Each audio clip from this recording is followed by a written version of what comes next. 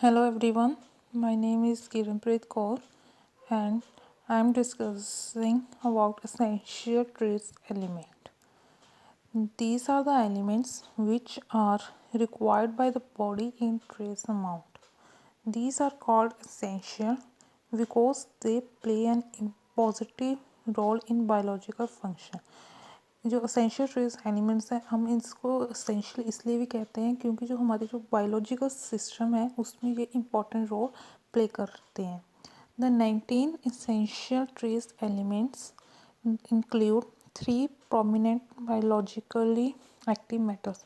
हमारे पास total 19 essential trace elements हैं जिसमें 3 prominent biologically active metal हैं. वो कौन कौन से हैं? Iron, copper and zinc. All the remaining essential elements are considered as ultra trace. और जो भी हमारे पास बाकी essential elements रह जाते हैं वो ultra trace में consider होते हैं because they involve less than 10 mg in the adult human with the exception of fluorine and boron. Iron.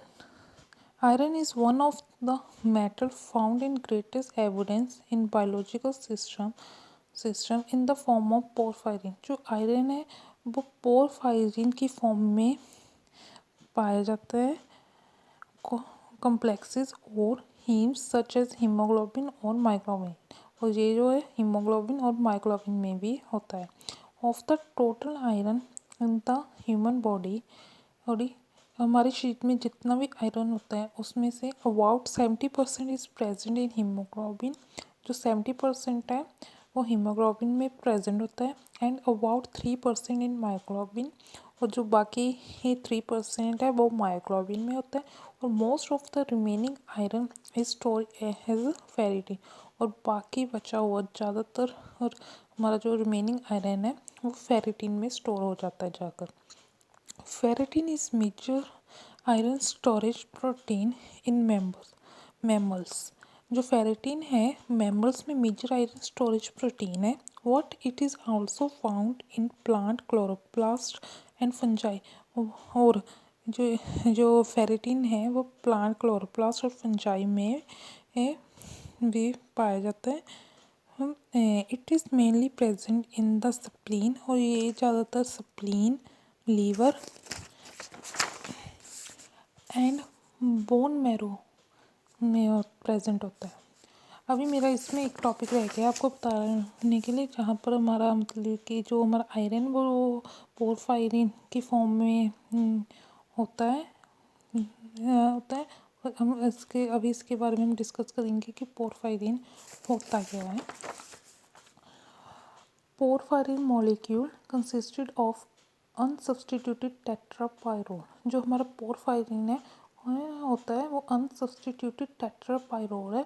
और जो हमारे पास पायरोल है वो देखो क्या है, वो है पायरोल हमारे पास होता है 5 रिंग स्ट्रक्चर होता है जिसके साथ एक नाइट्रोजन अटैच होता है. अब इसमें हमारे पास जो ये है हमारे पास पोरफायरिन का स्ट्रक्चर पोरफायरिन रिंग है जिसमें हमारे पास क्या है कितने पायरोल हैं कितने लगे 1 2 3 और 4 पायरोल हमारे इसके साथ अटैच्ड है इसलिए हम इसको टेट्रापायरोल कहते हैं. Connected by methylidyne bridge. जो हमारे पास ये है टेट्रापायरोल है जो पायरोल है वो किसके साथ कनेक्ट है? Methylidyne bridge. जो यहाँ पर मिथाइल डाइन ब्रिज है. These methionine carbon position are labeled as alpha, beta, gamma, delta और 5, 10, 15, 20 position in porphyrin ring. जो हमारे पास ये मिथाइल डाइन है कार्बन पोजीशन को हमने किसके साथ लेबल किया है? अल्फ़ा, बीटा, गामा और डेल्टा. और हमने किसके साथ 5, 10, 15 और 20 के साथ लेबल किया है. Various groups are attached to the perimeter of porphyrin molecule. और जो बाकी है ग्रुप वो पेरीमीटर ऑफ पोरफायरिन मॉलिक्यूल्स के साथ अटैच है यानी कि जहाँ पर अटैच हो जाएंगे जो फ्री स्पेस है यहाँ पर यहाँ ठीक है.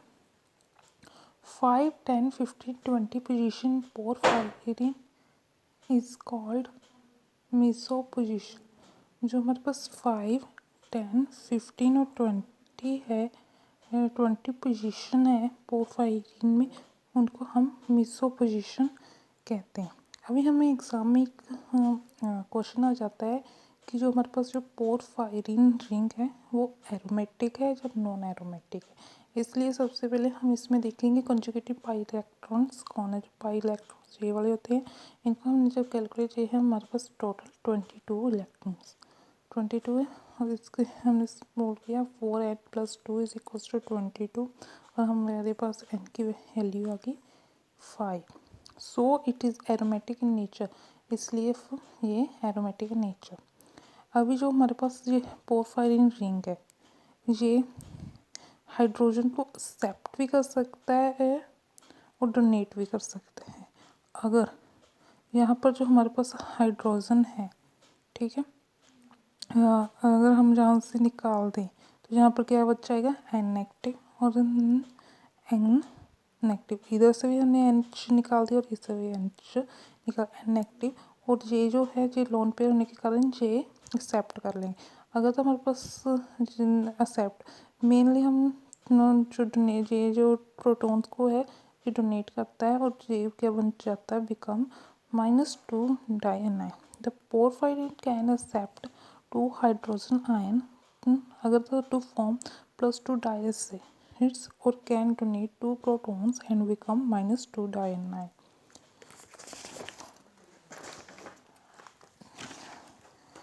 अगर हम यहाँ से इधर से भी एच निकाल दिया और इधर से भी, और ये हमारा स्ट्रक्चर क्या बन गया -2 डायनाइन पोरफायरिन बन गया। और नेक्स्ट है हमारा metal law of porphyrin. Metal porphyrin बहुत सिंपल है। इसमें क्या है, अगर जो हमारे पास ये है -2 डायनाइन पोरफायरिन, अगर हम इसके बीच में एक मेटल लगा दें, कोई भी मेटल लगा दें, तो ये हमारा क्या बन जाएगा मेटल ऑफ पोरफायरिन रिंग बन जाएगी। Complex in which a metal ion and we can say complex in which a metal ion is coordinated to 4 nitrogen atom inside the cavity of the porphyrin in a square planar geometry। ये कौन सी है square planar geometry। now the next copper is essential to all organism. जो copper है वो सभी organism के लिए essential है and is a constituent of redox enzyme and haemocyanin. Copper is haemocyanin proton is oxygen carrier और ये oxygen carrier and supply oxygen to certain aquatic creature. Copper containing enzyme play important role in the pigmentation of skin। जो copper है enzyme जो containing वो important role play करता है किसमें pigmentation of skin, functioning of brain में, skin की pigmentation के और ब्रेन के फंक्शन, और in iron metabolism in body in haemoglobin formation. The excess of copper in human body is also harmful. अगर हमारी बॉडी में जो कॉपर एक्सेस में आ जाए, ज़्यादा आ जाए, ये तो a disease known as Wilson disease, तब एक डिसीज़ हो जाती है। वो डिसीज़ को हम क्या कहते हैं, उस डिसीज़ का क्या नेम है Wilson disease. Upset the copper metabolism of human system in such a way that it absorb excessive copper from intestinal tract and gets deposited in the excess in the liver, kidney or brain. Patients suffering from this disease are treated with controlled doses of EDTA। जो patients को ये वाली disease हो जाती है वो EDTA doses के साथ उनको ट्रीट किया जाता है। EDTA हमारे पास क्या होता है ethylene diamine tetraacetic acid. EDT which forms of water soluble complex. ये एक वाटर सोल्यूबल कम्प्लेक्स है, वे किसके साथ CO2 पॉजिटिव के साथ which get excreted through urine, और जो यूराइन के थ्रू एक्सक्रीटेड हो जाता है। Next cobalt, cobalt is also essential trace elements. जो कोबाल्ट है वो आल्सो एसेंशियल ट्रेस एलिमेंट है which is essential for many organism including members. जो फॉर मैनी कितने सारे ऑर्गेनिज्म के लिए और मेम्बर्स को भी बीच में के लिए इंक्लूडिंग कर कर बहुत एसेंशियल है, इनके लिए भी एसेंशियल है और ऑर्गेनिज्म के लिए भी एसेंशियल है। It activates a number of enzyme. It is constituted of vitamin B12, which is required for the formation of hemoglobin. And however, it is highly toxic to plant.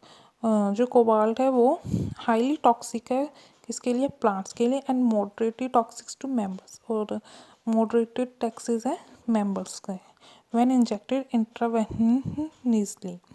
Deficiency of cobalt in soil